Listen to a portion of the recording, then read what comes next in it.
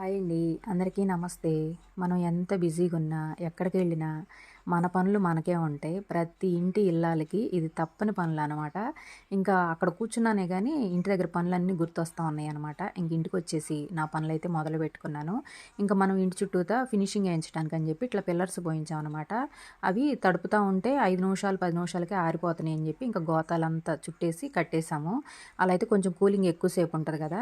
ఇంకా వాటినన్నిటిని తడిపేసి ఇంక ఈ ర్యాంప్ కూడా తడుపుతున్నాననమాట.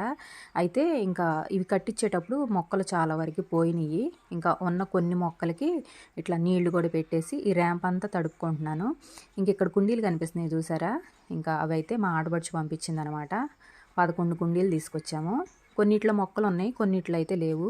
ఇంకా కొత్త మట్టి పోయించిన తర్వాత ఆ కుండీల్లో కూడా మొక్కలు పెట్టుకోవాలి. ఇంక ఇదంతా మార్చాల్సింది కూడా చాలా ఉందిలేండి. 1 బై 1 మీతో షేర్ చేసుకుంటాను.